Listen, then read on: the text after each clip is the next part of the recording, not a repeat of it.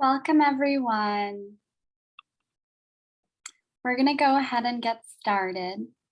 I'm Luna Goldberg, the Education Manager at the Jewish Museum of Florida FIU and the Wolfsonian FIU. And on behalf of the Jewish Museum, the Wolfsonian Public Humanities Lab, and our sponsors, the Humanities Edge and the Holocaust and Genocide Studies program at FIU, it's my pleasure to welcome you to Towards More Inclusive Children's Literature, Combating Antisemitism. Tonight's event features three distinguished panelists, Dr. Ruth Behar, Dr. Rachel Conrad, and Dr. David M. Perry, all of whom I'll introduce more fully momentarily. I'd like to start off tonight's program by speaking briefly to current events and how this panel came together. About 6 months ago, I received an email from Dr. Julio Capo, my colleague from the WPHL and co-organizer on this program, about an article that Dr. Perry had written titled, "Why I Hope My Kids Never Read Roald Dahl." The article, which Dr. Perry will elaborate on this evening, came as a shock to both of us, having grown up reading Dahl's classic books without picking up on the anti-Semitic content. As some of you know, the mission of the Jewish Museum of Florida is to advance the understanding and appreciation of Jewish culture and to preserve and share the history and stories of Jewish life in Florida. And these last few months in particular have been trying for our community. Just last month, I received a call from a community member whose neighborhood had recently been targeted overnight as anti-Semitic flyers were left at hundreds of homes. Once the police had collected the evidence they needed for their investigation, people living in the neighborhood were told that they could destroy these graphics, and he wanted to make sure that the museum had a copy for the future generations interested in studying what's happening currently. And lastly, on International Holocaust Remembrance Day this past January, a school district in Tennessee announced that it was banning Art Spiegelman's graphic novel about the Holocaust, Mouse, over concerns for its language. All of these events, while not explicitly connected, affirm the need for tonight's program, and we're so honored that you are here to share it with us. I'll now introduce our panelists in the order of their presentations. David M. Perry is a freelance journalist and historian. He's the co-author of The Bright Ages, A New History of Medieval Europe. He spent 10 years as a history professor at Dominican University in Chicago, but returned to the Twin Cities recently in 2017 to become the senior academic advisor in the history department at the University of Minnesota. His journalism has appeared recently on CNN, in The Nation, Smithsonian Magazine, The Washington Post, and the New York Times, among others. Rachel Conrad is professor of childhood studies at Hampshire College. She's the author of Time for Childhoods, Young Poets and Questions of Agency, and co-editor of Literary Cultures and the 20th Century Childhoods. And our last panelist, Dr. Ruth Behar, is a cultural anthropologist, poet, and writer of fiction for young people. She has written numerous books, and her latest work is a debut picture book, Tia Fortuna's New Home, a Cuban Sephardic story about intergenerational memory, which we'll be giving out some copies of this evening. Behar is the recipient of a MacArthur Genius Grant and a Guggenheim Fellowship, and was named a Great Immigrant by the Carnegie Corporation.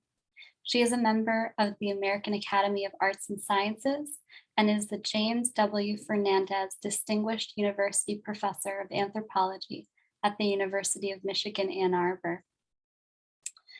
Throughout tonight's program, members of the audience are encouraged to submit questions to the Q&A box that I will later pose to the panelists following their presentations.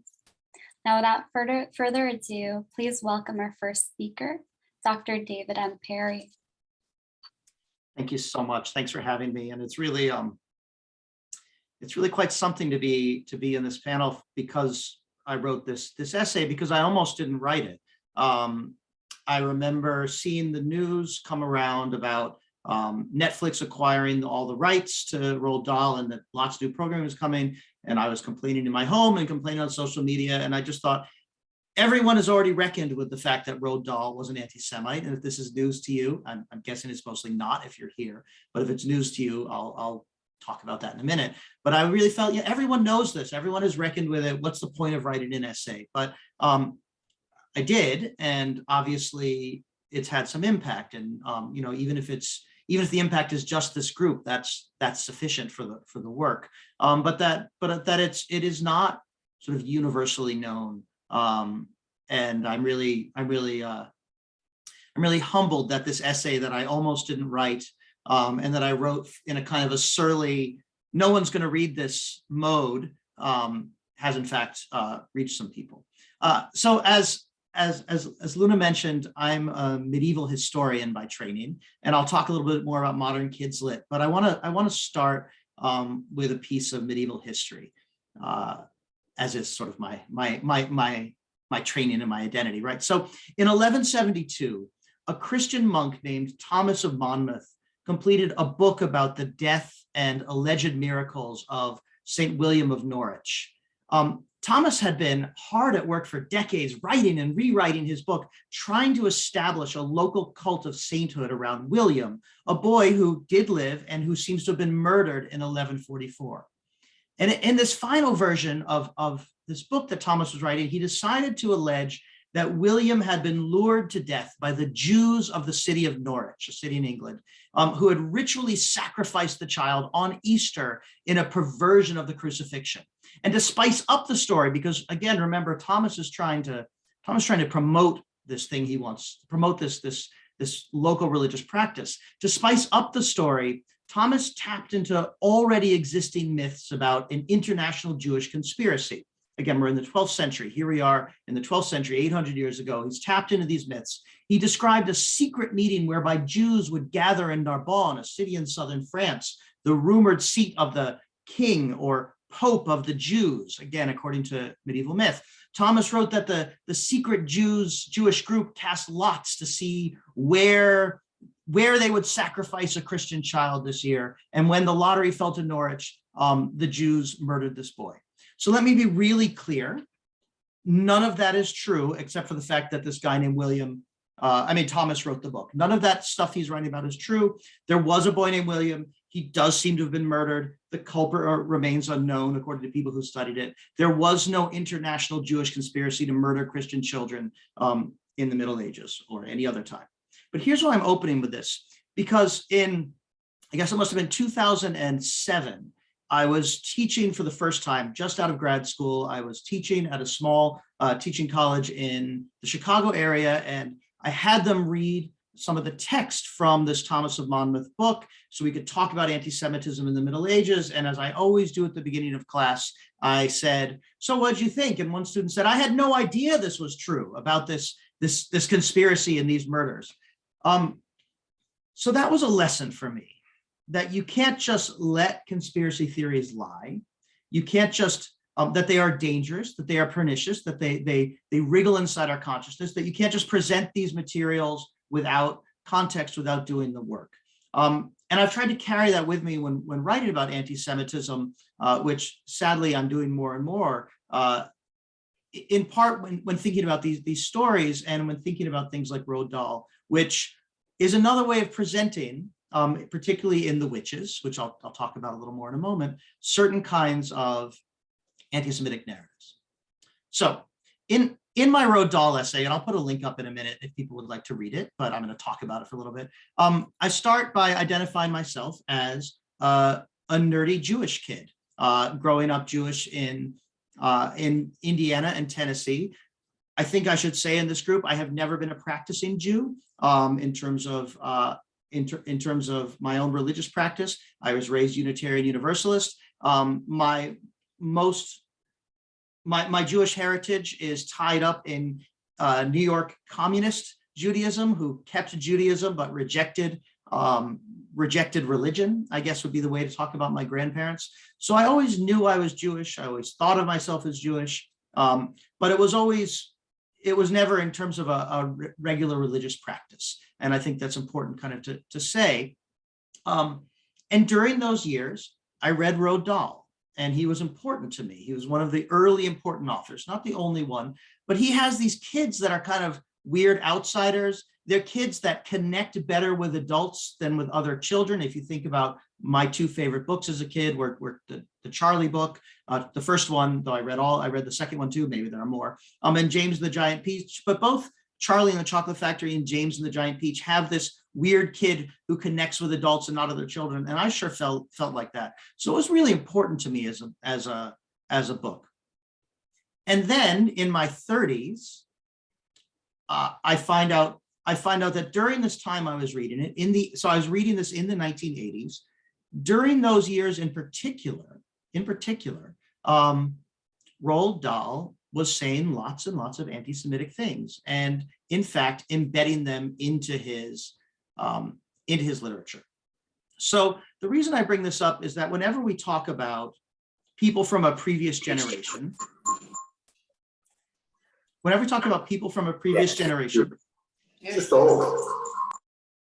sorry, I'm not quite sure. Whenever we talk about artists from previous generation, there's a tendency to say, well, they were people of their time. Or, I mean, there are lots of 19th century writers who I like who, in fact, were anti-Semitic, but they didn't necessarily operate in my timeline. We can certainly talk about them. We should talk about it. But there's a tendency to kind of push them into the past, and that's a complicated subject. Roald Dahl was doing this in the 80s when I was a kid. And now I am not a kid. I'm the father of two. And I really haven't had any Roald Dahl in my family's life, though they've encountered them. It's just not a story that I want to tell. So here's a couple of things just so you know about him. And I'll just offer a couple more examples, and then I'll pass it over to my distinguished panelists. So co-panelists. Here's a couple examples. In 1983, he suggested that, first of all, that Jews, we had allowed ourselves to be massacred by the Nazis, which is a very standard sort of anti-Semitic myth, that the Holocaust was our fault for not resisting. And then he said, and this is a quote, there is a trait in the Jewish character that does provoke animosity. There's always a reason why anti-anything crops up, and even a stinker like Hitler didn't just pick on them for no reason.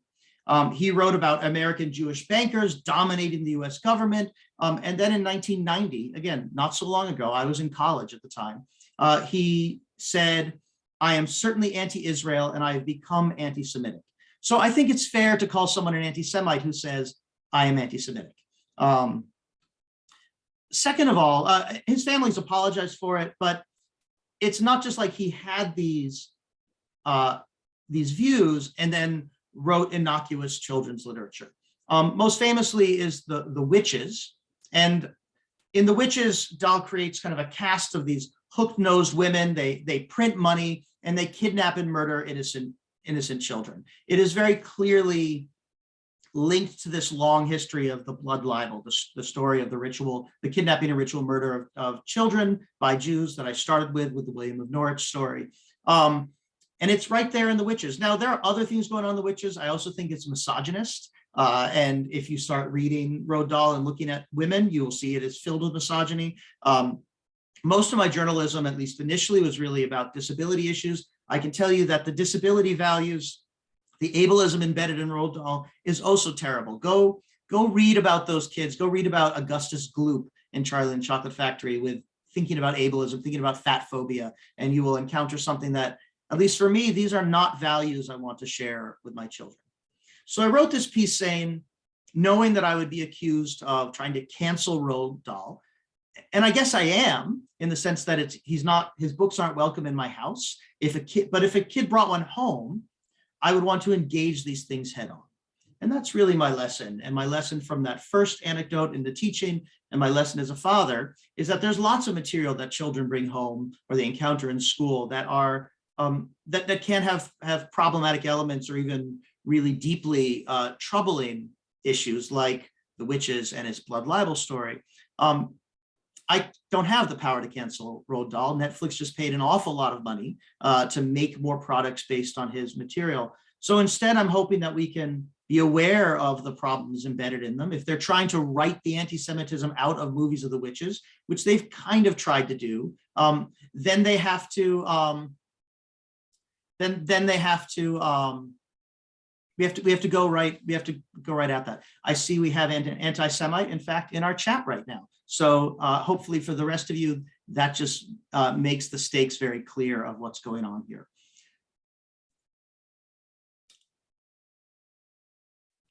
It has been, one more thing. It's been a funny time. Sorry, I was a little thrown off by that comment.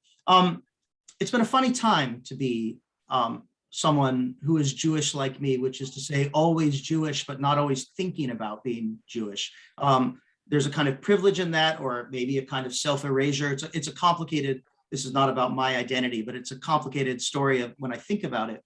But certainly in the last 5 years, I've never felt more Jewish. That it was right after the election of 2016 that I was first called the K word. My whole life I've been Jewish, but that was the first time called the K word. I've become increasingly aware of the anti-Semitism I encountered as a kid.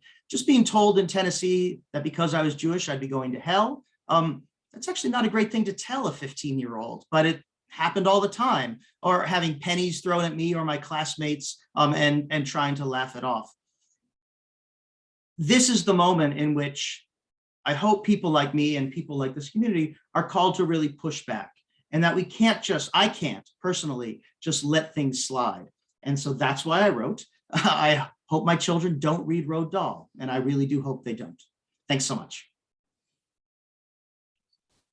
Thank you, David. I now want to turn it over to Rachel Conrad.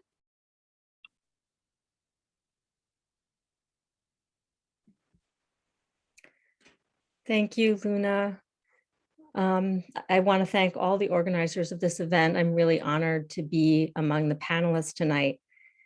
And actually, I'm going to be showing some slides. So I want to just start by sharing my screen.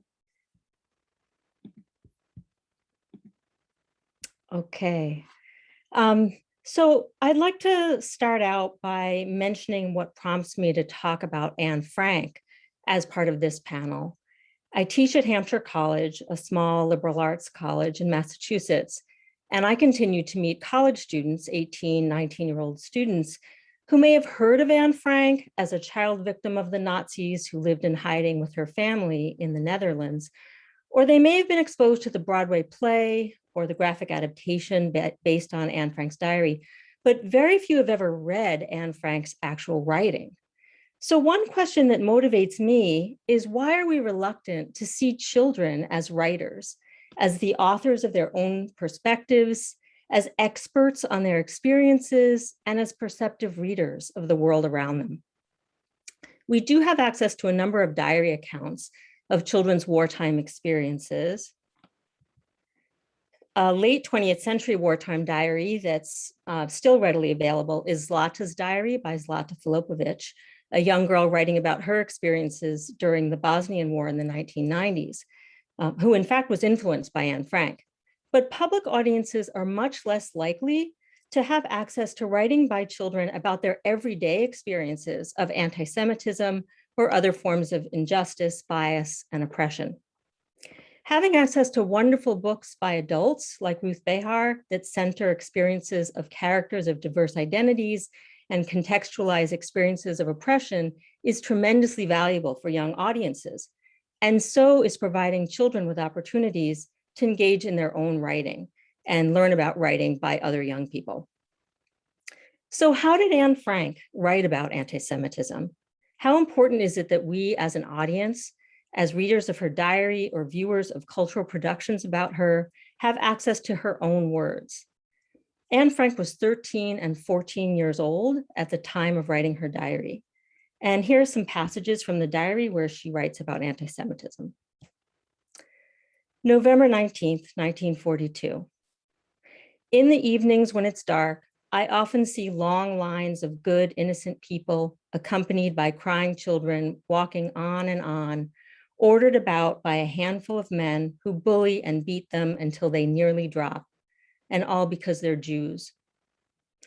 And almost a year and a half later, after a burglary that resulted in police coming very close to their hiding place, Anne Frank wrote, "We've been strongly reminded of the fact that we're Jews in chains, chained to one spot without any rights, but with 1,000 obligations. Through the ages, Jews have had to suffer, but through the ages, they've gone on living, and the centuries of suffering have only made them stronger. And while the earlier entry referred to her own observations of Jews in Amsterdam, seen from her window being rounded up, in the later entry, she brings in issues of rights and contextualizes her experience in terms of the history of Jewish suffering under oppressive conditions. A little over a month after that last entry, she wrote in response to changing attitudes and a rise of anti-Semitism among Dutch Christians. Oh, I'm sorry. To our great sorrow and dismay, we've heard that many people have changed their attitude toward us Jews. We've been told that anti-Semitism has cropped up in circles where once it would have been unthinkable. And that last passage was written a couple of months before Anne Frank and the other residents of the secret annex were discovered and deported to concentration camps. Yet the popular resonance of her work evades her awareness of anti-Semitism and focuses instead on a universalizing message of hope. Many of the adult-created cultural productions based on Anne Frank's diary, plays and films, lean on the spirit of one sentence that appears late in the diary and is often taken out of context. I still believe, in spite of everything, that people are truly good at heart. Yet in the same diary entry, she talks about the current moment as one when the worst side of human nature predominates. Popularized accounts of Anne Frank often erase or obscure the despairing and pessimistic aspects of her writing and the complexities of her emotions and perspective, the multiple strands of hope, despair, clear-sightedness, and anxiety that are intertwined in her writing. In fact, the publication of Anne Frank's diary is a kind of sleight of hand. Would Anne Frank have chosen the English title Diary of a Young Girl for her work? We know she didn't. She explicitly mentioned a different title in her diary which she wanted for publication. It translates in English to The House Behind or The Secret Annex. This was the title of the book published in Dutch in 1947, shown here on the left, alongside the first English version published in 1952. You may know that while Anne Frank began her diary as a private space of confiding aspects of her life to Kitty, the persona she assigned to the diary as her companion, in the last 4 months of her writing in hiding, her goals changed. In late March 1944, a Dutch government minister spoke on the radio about the value of first-person accounts of the German occupation of the Netherlands. And after this, Anne Frank had her eye on publication. She wrote, Mr. Bolkestein, the cabinet minister, speaking on the Dutch broadcast from London, said that after the war, a collection would be made of diaries and letters dealing with the war. Of course, everyone pounced on my diary. Just imagine how interesting it would be if I were to publish a novel about the secret annex. The title alone would make people think it was a detective story. After that day, Anne Frank went back to the beginning of the diary she'd been keeping for almost 2 years and began revising it into a memoir. Broadly speaking, diaries and memoirs differ in these basic ways. Diaries record events and experiences in an immediate time-based structure, and memoirs are crafted selectively through reflection, distillation, and integration. Anne Frank saw herself, Anne Frank saw herself as an aspiring writer. And a few months after she started to rewrite her diary with an eye toward publication, she wrote, "You've known for a long time that my greatest wish is to be a journalist and later on a famous writer. In any case, after the war, I'd like to publish a book called The Secret Annex.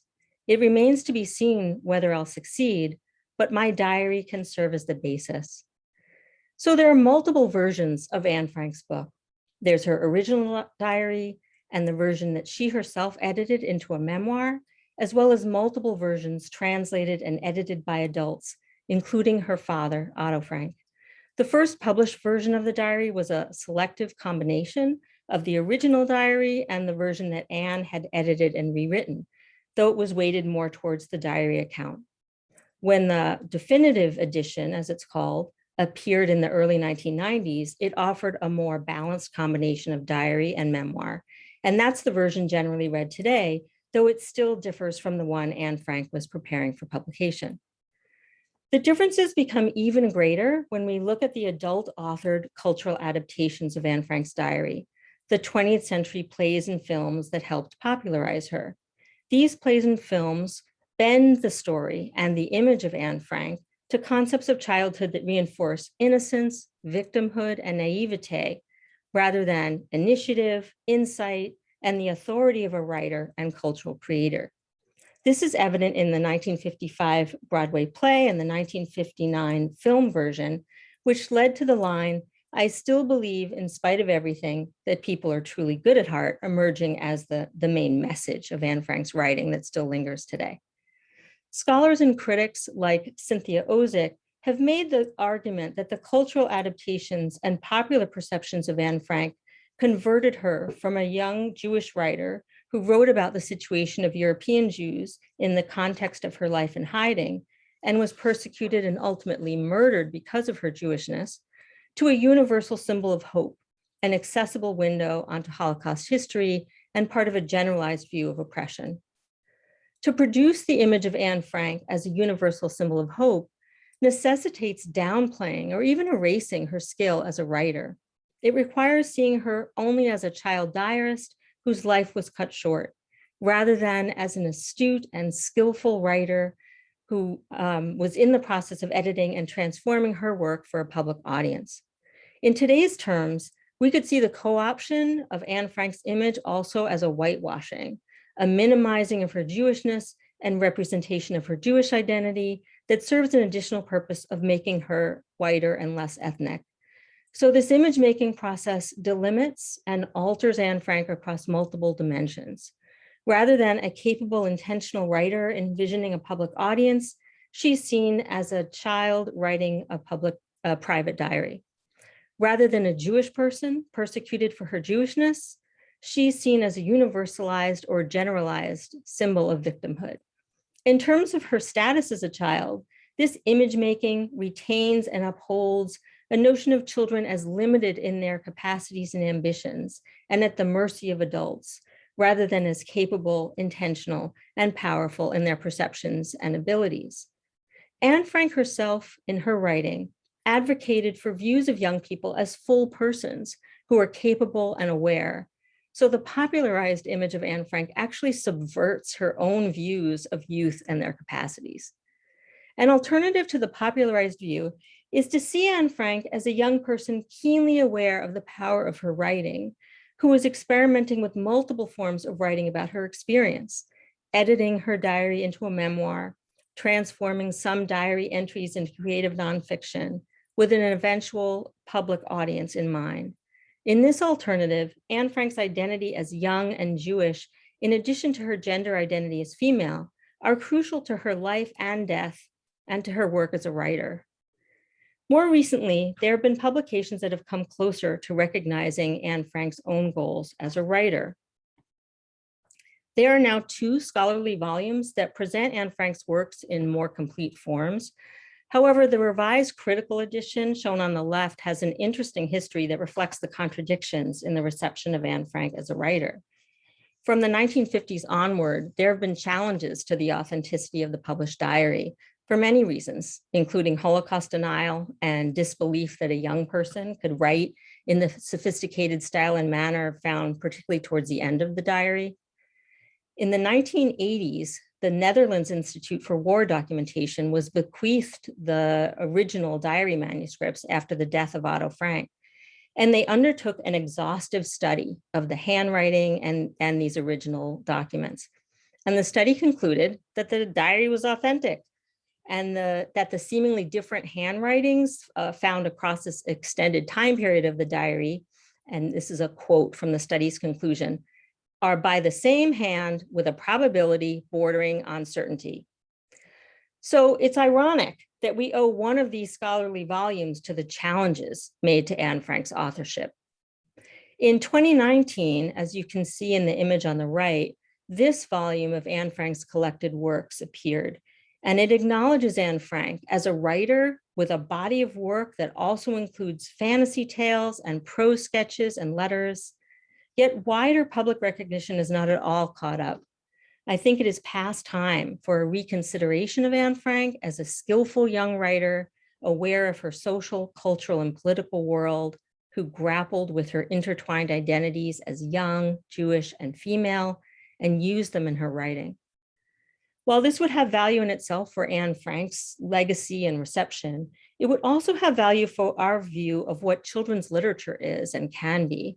Right now, children generally have access only to texts written by adults, yet children have the right to be exposed to texts written by children themselves on their own terms. Children deserve an age-inclusive children's literature that recognizes outstanding works by children as literary works.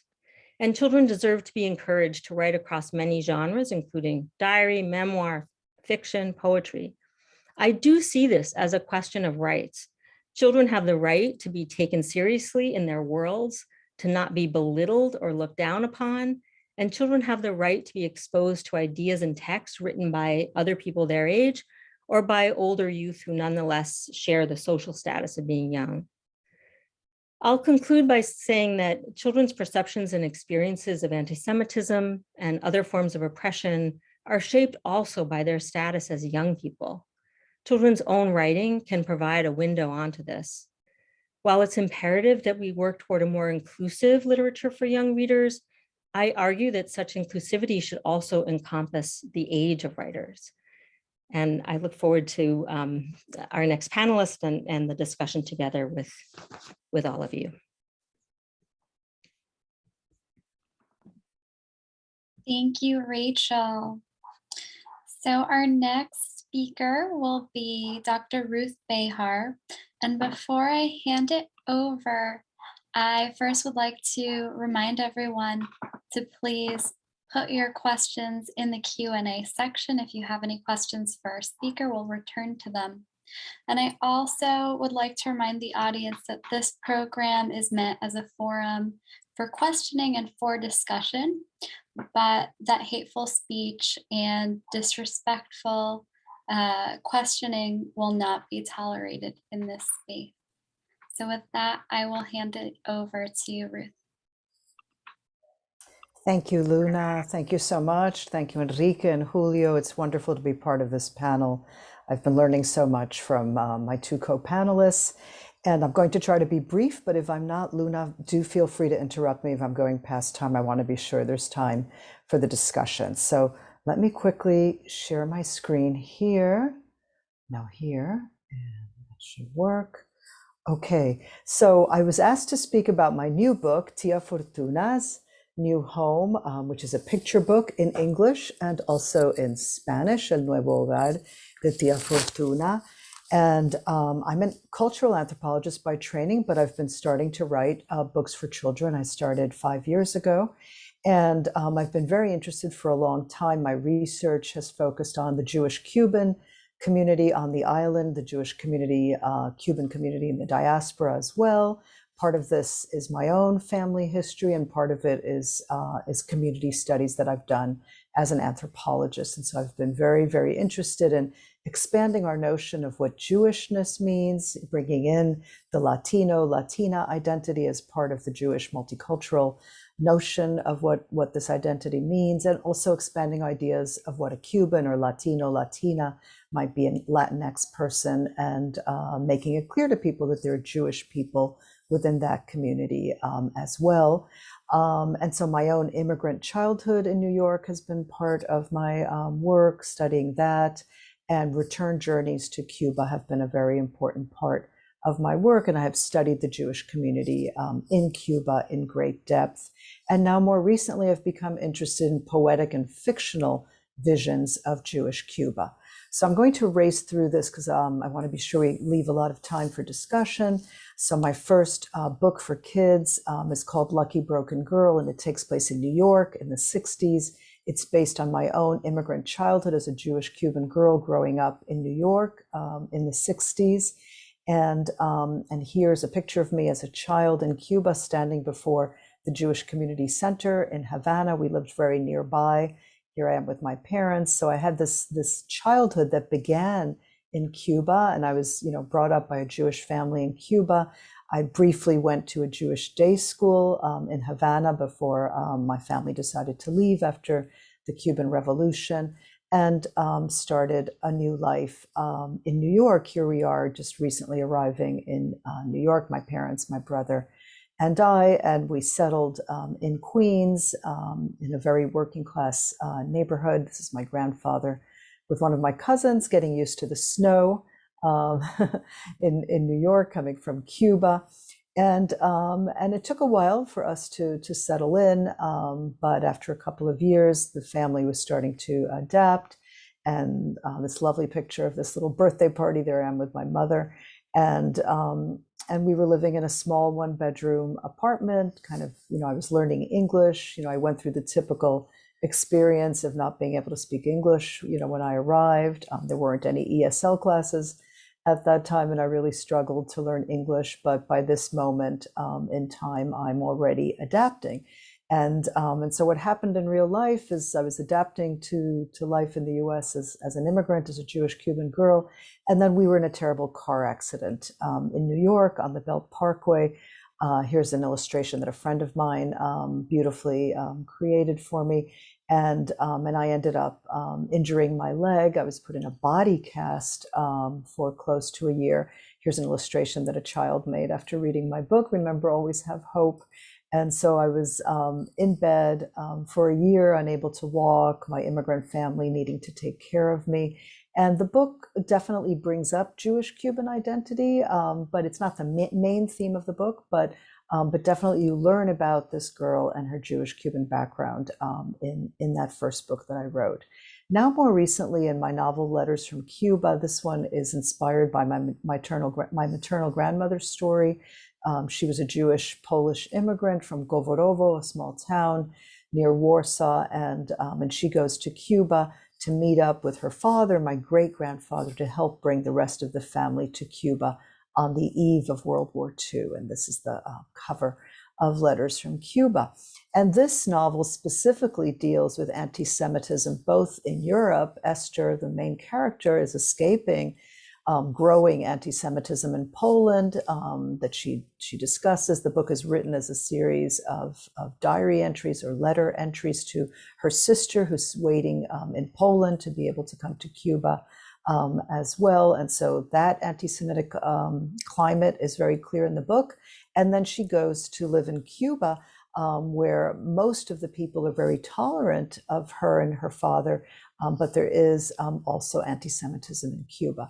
And I just want to point out that the reason that Jews go to Cuba in this period is because, in fact, the United States had a quota system that limited the number of people who could immigrate to the United States from Southern and Eastern Europe, and that mainly included a lot of Jewish people. And so they went to Cuba instead, which at this time was opening its doors to immigrants from Europe. So here's my maternal grandmother, Esther, on whom the story is based or inspired, the town of Goworowo that she was from in Poland. And she was able in real life to bring the family together in a small town in the province of Matanzas in Cuba, a small sugar growing town. That's my grandmother in the white dress in the front, and her siblings and parents, and my grandfather. But I was always aware that there were members of the family that didn't make it to Cuba. This was my grandmother's grandmother, who didn't want to leave Poland. She was afraid that Cuba was a kind of jungle that she didn't want to go to, and she was one of the many who perished in the Holocaust at that time. So I was always aware of that Cuba had offered my family refuge at a time when they would have very likely died in the Holocaust. And then I was so fascinated by the fact that my maternal family went to live in this small town in Agramonte. Here's some pictures of the town, historical pictures. So I went to the town as an anthropologist. I went there, I spent some time living there, got to know the people, got to know the history, and brought in a lot of that history into my novel, Letters from Cuba, particularly the history of sugar and slavery, which was a very important part of what happened in Matanzas, and that African heritage is very important in this part of Cuba, and that gets incorporated, the belief in San Lázaro, Babaluaye, in the Yoruba pantheon. That's a very important part of my story. And this is the world that Esther encounters in Cuba, the bata drums that are drummed on ritual occasions. And that is incorporated into the novel because I want young people to know about how Jewish people integrated themselves into Cuba and meshed with other cultures that exist there. The Chinese-Cuban culture also exists in Cuba, and there were Chinese Cubans living in this town of Agramonte. And just to show you the Chinese presence in Cuba, this is a wonderful monument in Havana to remembering the Chinese people that fought for the independence of Cuba at the end of the 19th century. And here is this Jewish community center that I mentioned before. There are 3 synagogues still receiving communities in Havana. And so I wanted to bring all of those cultures together in my story and talk about Jewish identity, not in isolation, but in relationship to other cultures and other communities. And that's a very important part of Letters from Cuba. So now in my more recent book, now I decided to write a picture book, and I had to struggle to figure out how to tell a story in about 800 words, 800, 900 words that would make sense, where every word would count. And it was an exciting and wonderful challenge. And this story takes place in Miami. Those of you in Miami know that there's a very important Jewish-Cuban community in Miami. In Miami, I never have to explain my identity. In New York and Michigan, I often have to say, well, I'm Jewish, but I'm also Cuban, and have to explain this to people. But in Miami, you just start to tell people, I'm Cuban and I'm Jewish, and they'll go, yeah, you're a Juban. You know, there's a name for us. And so the story is set in Miami. I have a lot of family and friends in Miami. I've been spending a lot of time there since I was young. And I decided to tell this story. This story is based on my father's side of the family. So I'm Jewish from 2 directions. My mother's family is Eastern European background, Ashkenazi, as we say, and my father's family is Sephardic, originally from Spain 500 years ago. So they're part of the community that was expelled from Spain in 1492 because they chose to remain Jewish rather than convert to Catholicism, and they took that history with them forward as they moved to various parts of the world, particularly many of them to the countries of the Ottoman Empire. And so my family in particular left Spain and eventually found their way to Turkey, and then to Cuba, and then to the United States. And many people with this background live in Miami. And so that's where this story is based. And as I said, it's in English and Spanish, which I'm very, very pleased about. And so I wanted to address this Sephardic history and to try to do so in a very child-friendly way. So we have this character, Tia Fortuna, Aunt Fortune, who's basically sharing her traditions and the legacy of this history with her young niece named Estrella. Estrella means star. And she shares it by really just bringing Estrella very warmly into this culture without saying, even using the word Sephardic doesn't come up in the story, but that's the culture that's being shared. And it's this notion of Spaniards without a country. That's kind of a wonderful notion of what it means to be Sephardic.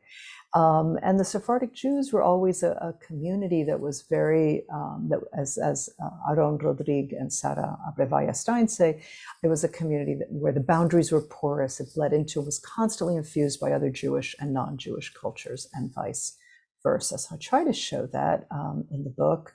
And so Silivri is the town in Turkey that my paternal grandparents were from. This is the Sephardic synagogue that existed in Havana that my family participated in. Here are my Sephardic grandparents with my aunt and uncle, and the little boy in white is my father, and then my aunt Fani, on whom this story is based and inspired. She was born later. And I have, here, and I wanted to show you this extraordinary picture of her in her wedding dress in Cuba. Literally on the eve of leaving Cuba, she had this wedding in this gorgeous outfit. Anyway, and so there's this lively Sephardic community in Miami. As I said, there's Temple Moses, which is a Sephardic Cuban synagogue, and this incredible plaque that shows you how, as they left Cuba, they were remembering the departure from Spain as well 500 years ago, and this idea of being forced into exile, and that they will never forget what they left behind on the island of Cuba. And so all of that, the notion of memory is very, very important in this book. Tia Fortuna has all these memories that she shares with Estrella. And I also incorporated the gentrification that's happening in Miami Beach and in Surfside in particular. There's a reference to the Seaway, which is where Tia Fortuna lives. And this building it's a building with these very modest cottages, and the building is going to be demolished. And that was what I knew when I started writing the story. I didn't know exactly when or how it would be demolished. Now it has actually been demolished and it's gone, and they're building a luxury apartment building there. I went to see the Seaway several times. I had a friend who lived there, and I was just really taken in by these very modest and lovely cottages right on the beach. Here you can see what's happening now. And I just wanted in some way to honor that loss as well, what's happening to the landscape in Miami Beach.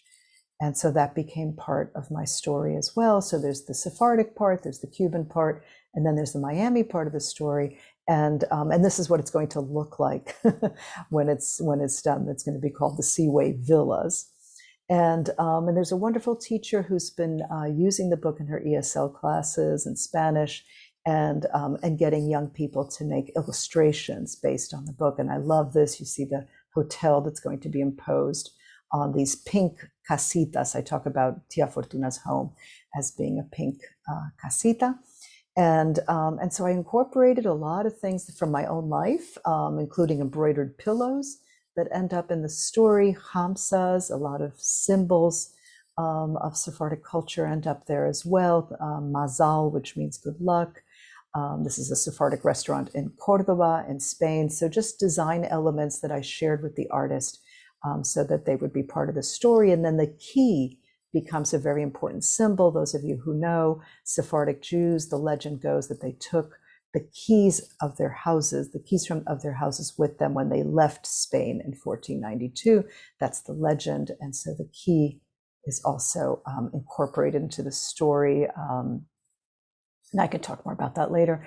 And so this is one of my favorite spreads, and you can see the embroidered pillow here, the hamsas and various symbols, lucky eyes as well.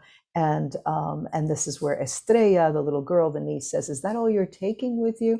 As Tia Fortuna is packing up to leave her cottage at the Seaway, and she says, "I don't need much. I have so many memories in my suitcase right here." And she points to her head. So I will end there to be sure there's time for discussion. Thank you so much.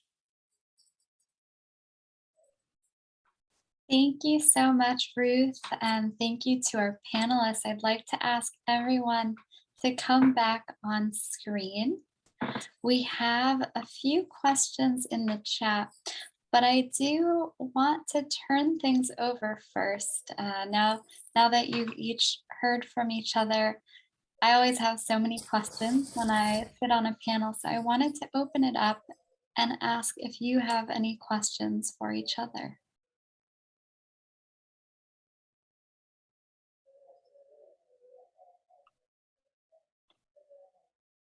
And I also have questions for you. Okay, so I'll start us off.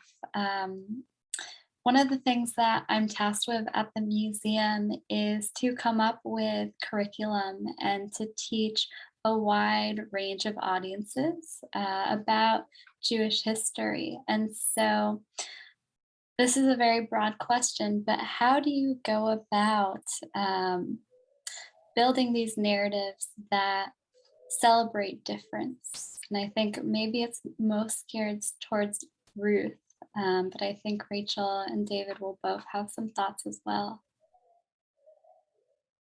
Well, I guess I'll start. Yeah, so I mean, I didn't expect to be doing what I'm doing. I didn't know I was going to be writing books for kids. This is just something that I just started doing it. And there's so many exciting things happening in children's literature now that Rachel was also speaking about, particularly this idea of we need diverse books, which is both, a movement and an organization. And I feel that now there's so much new literature being created that addresses diversity, that addresses different cultures, that addresses, all kinds of difference and acceptance and tolerance of difference. And that's where I see my work fitting in. I really see that a space has already been created by others, which is allowing me to do the work that I'm doing now. So I can't take credit for something like We Need Diverse Books. I'm so glad that other people already created that space. And so that now there's so many more possibilities for kids to find themselves in literature. And I would just add to that, I agree that this organization we need and movement, We Need Diverse Books, is really wonderful. And this concept of own writers, own culture, that it's particularly important, really crucial to have writers who carry the identities that they're writing about, as so a Jewish Cuban writer writing about Jewish Cuban experience. And that's, that recognition that that's so crucial for children to be able to read, works alongside this valuing of diverse books for children. Let me just add that, and this stuff is under attack, right? That we are in a particular political moment in which it's under attack. So I have, I'm a political writer among other things, as well as a historian, right? There is a nationwide movement, and it's not new. This was certainly something that has happened before throughout this history. And it's, in a lot of ways, it's working, right? Not only are laws being passed, but, you brought up the mouse story, and I have a story about encountering mouse and just like being blown, like, why did my parents have a comic book? And then being just totally, thinking I knew about the Holocaust, and then just having a whole different kind of experience, right? That book is not in those 8th grade classrooms, and you can still get it, but many of the kids, of course, won't. And it also won't be presented to them in a well-mediated, structured environment with a trained educator and really well-selected supporting materials, right? And so I guess, what I just want to say is that these wonderful things are under attack, and there's a lot of work to fight back against them, and to not celebrate. I don't know. I was really frustrated to see all of my huge parts of my friend group celebrating Maus on the New York Times bestseller list and out of print, which is great. But it doesn't solve the problem that there are 8th grade kids in Tennessee, of which I was an 8th grade kid in Tennessee, who are no longer being taught this book. Yeah, absolutely. I'm going to turn to some of the questions in the chat, and I also want to remind our audience that they're welcome to keep adding. So we have a few questions from Dr. Oren Steer, who is the director of our Holocaust and Genocide Studies program at FIU. So thank you, Dr. Steer, for joining us. His first question is for Dr. Conrad. I appreciate how you yoke restoring agency to Anne Frank as a writer to her status as a talented child who wanted to be a published author, and to children's writing by children. I'd love to hear your reactions to Dara Horn's chapter on Frank in her recent book, People Love Dead Jews, since it's so relevant to the broader conversation about anti-Semitism. Have you read the chapter? Yeah, and I'm very eager to read it. So that's my response at this time, and I'll have to circle back to that. All right, we'll come back for Dr. Perry. So a larger question that relates to the persistence of conspirational discourse. I agree that calling it out is necessary, but when so many continue to believe in and spread conspiracies, anti-Semitism being one of the most popular and persistent ones, what other practical strategies are there for parents and educators? I don't speak as an expert in parenting, I speak as a parent, right? So as a parent, my strategy has been to try to be really aware of what my children are consuming and to not shy away from having difficult conversations. And when there are conversations that are happening, and often my kids are more aware of it than I am. If it's even inclusive children's literature, right? this is not a panel on Harry Potter and the author of Harry Potter, but my seventh grade kids are daughter is 100% aware of what's going on there and are having really nuanced and complicated conversations. And so what I needed was just to ask her and have her tell me her thinking. And I guess that's really in terms of conspiracy theories, right? But also not to just assume, and this was my lesson from Roald Dahl, not just assume that the thing that you think everybody knows is in fact something that everybody knows. And so to take the opportunities, whether in the home or in the classroom, or for me in this one moment on CNN, to really engage these things. But mostly for parenting, just stay on top of what your kids are consuming and talk to them. And do you have any additions? I'll open it up because I think this one is one we can all speak to. Ruth or Rachel? On practical strategies for parents and educators?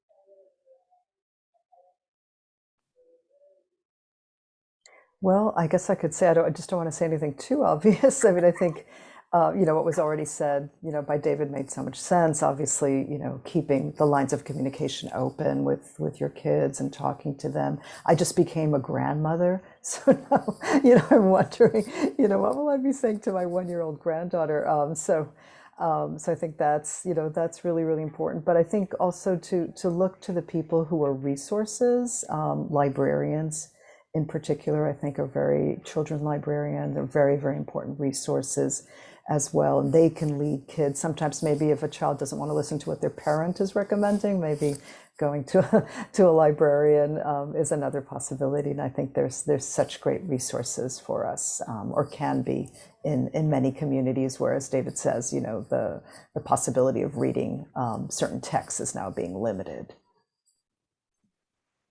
Yeah, and I would just add to all of the great things that David and Ruth were just saying, just listening to children's actual questions and to what they really want to know at that moment in time, and then trying to provide resources and information. Yeah, and I guess from my end, I'll also add that, a lot of the programs and works that we do focus on visual and verbal literacy, because so often today we're inundated with information, and oftentimes it's on social media, but really teaching youth how to consume media and how to check sources and know which voices they want to amplify. I think that's a very important tool that we need to exercise more today. For Dr. Behar, I have another question from Oren. It's so interesting that you introduce your new children's book in the context of not having to explain your identity in Miami, as you need to elsewhere, even in New York, the so-called center of Ashkenazic Jewish culture. What has the response to your book been like? And I know you're coming off of, or maybe in the middle of this big book tour. Oh, well, thank you. Yeah, I mean, I think what happens is, in Miami, there are all these different kinds of Cuban communities, and they all coexist. Plus, there's a big Latinx community from many, many different parts of Latin America.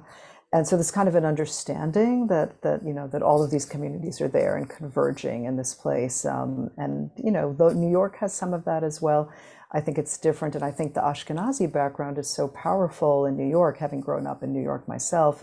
So it's very powerful, and it's very much, like bagels and matzo ball, and, this is what it means to be Jewish, and, klezmer music. And I mean, that's part of my legacy as well. My maternal family, definitely is Ashkenazi. But the whole Sephardic part was always kind of exotic to many people in New York. And the fact that we spoke Spanish was exotic to many as well in just your kind of classic, Eastern European Jewish community, that we seem to be Latinos. What were we doing going to a synagogue, and so just things that would seem to be very obvious. I think now there's much more awareness of the multiculturalism within the Jewish community. But in Miami, I feel like it's more of a given.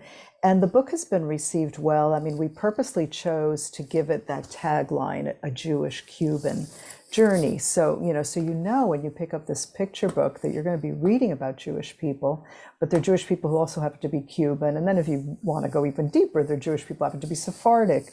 And so there are all these, layers of identity that are referenced here.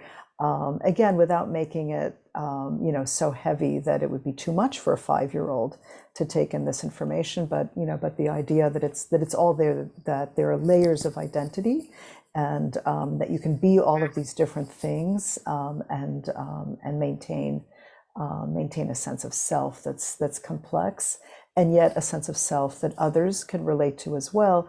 And so people who've read the book, some people really relate to the Jewish part or the Cuban part or the Sephardic part, but some people also relate to the idea of home, which is a very important part of the story. And what is home? And here we have a character, Tia Fortuna, who has lost many homes, and now she's going on to a home, and the home that she's going to, the new home that she's going to, is an assisted living that she's going to go live in. And so that's her new home. And so there's kind of a sadness and an irony to it that the adult reader might pick up on, the child might not see it, but it's there. And it's one of the things that I wanted to mention also in response to what Rachel was saying, that I think that at least for me, in now writing for children, I feel often that I'm writing for the child inside myself, because I think we all have a child inside ourselves as well. And sometimes we don't have enough empathy for that child. And I feel like now that I'm writing these books, there's the child inside myself that I'm writing for, as well as young children now that I'm getting to know through this process of writing and sharing my work with them. Thank you.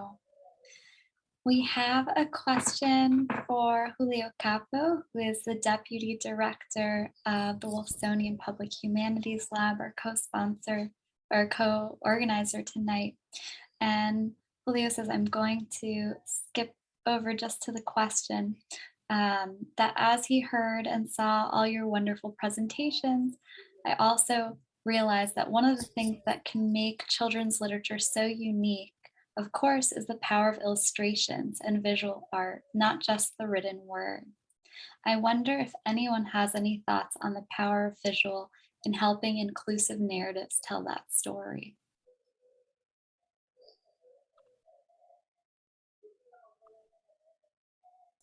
I'm happy to yield to my panelists here. It's more it's what they do. So to talk about. Well, I think this is a great question for Ruth. Yeah, me too. Me too. Yeah. I mean, I'd love to hear a little bit, about how you think about the visual in relation to your text in your own books.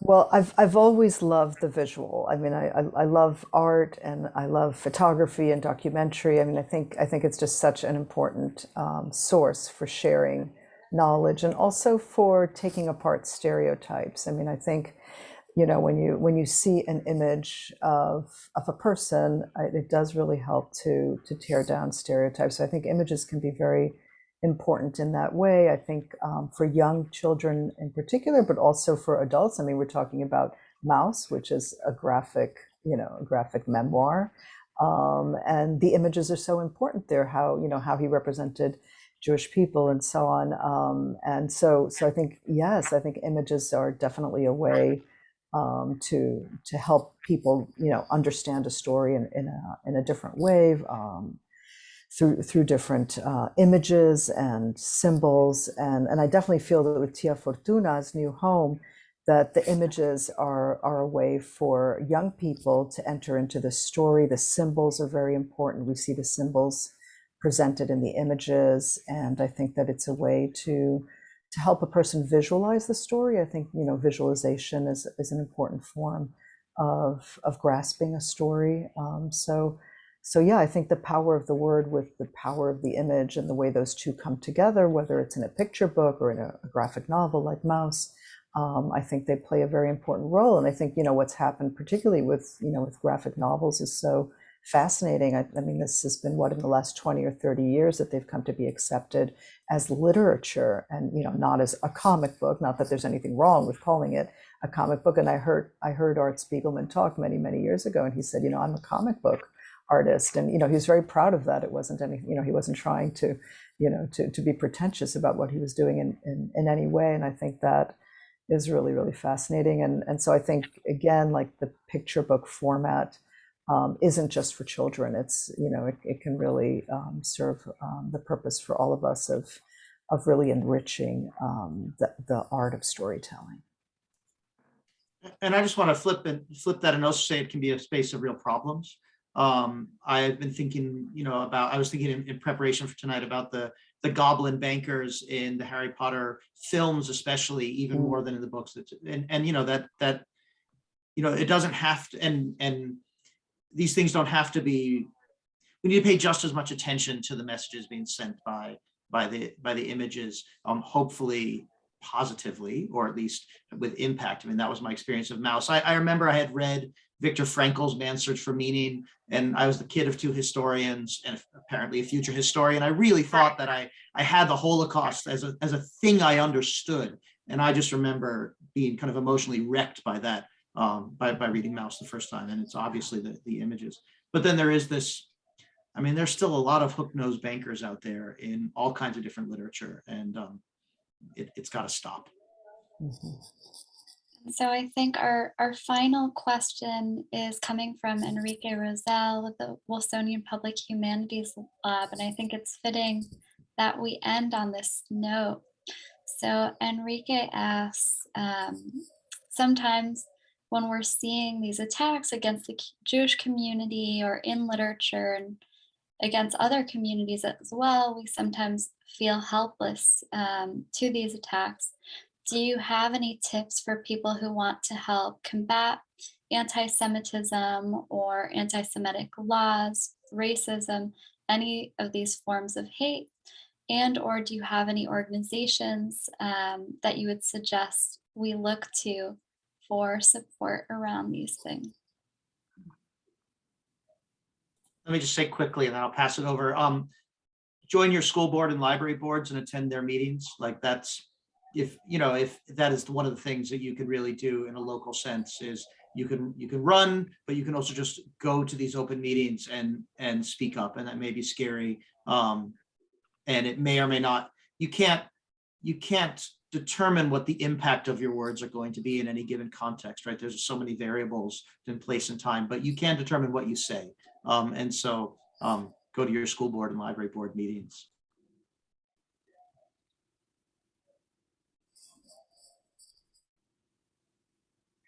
I just, in the chat, I just added the name of an organization that I really like, Bechol Lashon, or Global Jews. And I think they're doing very, very important work to combat anti-Semitism and to also share knowledge about the diversity of the Jewish experience and diversity of Jewish cultures. Amazing. Rachel, do you have any final thoughts? Well, I just returned to I think the point that David made in the very beginning of the panel, which was to not let moments go without without being fully present, without challenging, without speaking up. And that applies to all of us, in our daily lives. And I think that was such an important way to begin, and probably a important note to end on. Thank you so much. I want to thank all of you, our panelists, for this important and thoughtful discussion. I'd like to thank our co-organizers, Julio Capo and Enrique Rosell of the Wilsonian Public Humanities Lab, and to our co-sponsors, the Holocaust and Genocide Studies program at FIU and the Humanities Edge. Before we close tonight's program, I have a few announcements. So as part of this evening's program, we have randomly selected 15 audience members who will receive a complimentary copy of Ruth Behar's book. And so I want to ask everyone to keep an eye out on your email in the next few days, you'll receive an email from one of us to make sure we can get your mailing address and send you this copy. So you'll hear from us very shortly. And lastly, we have some very exciting programs coming up both at the Jewish Museum and at the Public Humanities Lab. Tomorrow, Friday, March 11th at 1 p.m., please join the Jewish Museum virtually for a conversation on European Jews in the face of the war in Ukraine. It's going to be a fabulous conversation with distinguished Professor Tudor Parfit and Professor Michael Brenner, who will explore the impact of the war in Ukraine on Europe's Jewish community. And I also will drop that link into the chat. I'd like to also hand it over to Enrique Rosell of the Public Humanities Lab, who has a few announcements before we close.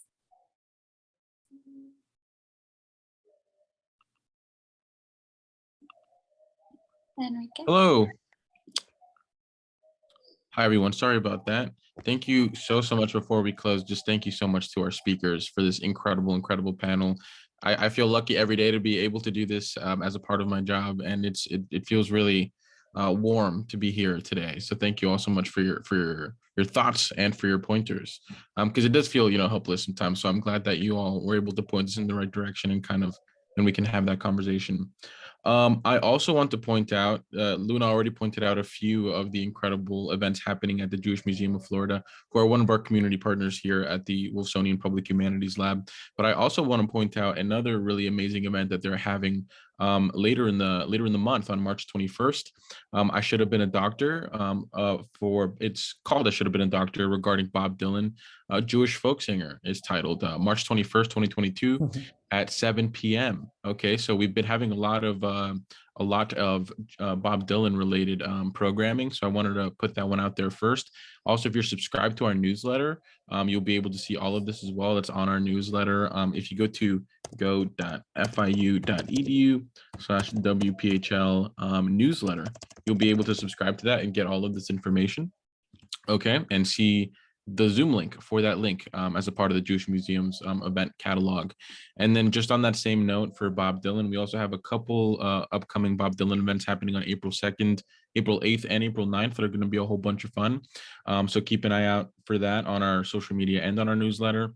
And last thing that I will mention as well, as a part of the amazing program that Dr. Capo from the Wolfsonian Public Humanities Lab has been working on, we also, last thing I will mention is that we have a Miami Studies workshop that is coming up in April, which I think is also very fitting. I wanted to also ask a question, Ruth, so many questions to ask here, right? But just about, we had an event actually earlier this semester with Gary Monroe, who captured the Jewish community in the 80s in Miami Beach. So many questions that you covered, with the changing landscape of Miami Beach and your own perspective as a Jewish Cuban, immigrant, right? Which I'm sure we'll talk about later. I know we're over time, but I will mention that if you want to learn more about Miami and all of these different discussions that we're having around Miami, come to one of our Miami Studies workshops. This one's happening on April 8th. It's called Building Collaborations and Community-Based Participatory Frameworks, the Black Mothers Care Plan. You can see all of that on our website as well. And we are getting a location ASAP, but wanted to put that on your radar. But once again, thank you so much to Luna. You're absolutely incredible. We love you so much and working with you. And thank you so much again to our panelists for all of your words and thoughts. We really appreciate it. This will last thing I'll say, so sorry. This will also be available on our YouTube and with the Jewish Museum. So feel free to check that out. We will post that ASAP. So we have been recording this. You'll be able to watch this whenever you'd like and share this with your friends. Thank you, everyone. Have a wonderful evening. Thank you. Thanks so much. Thank you so much.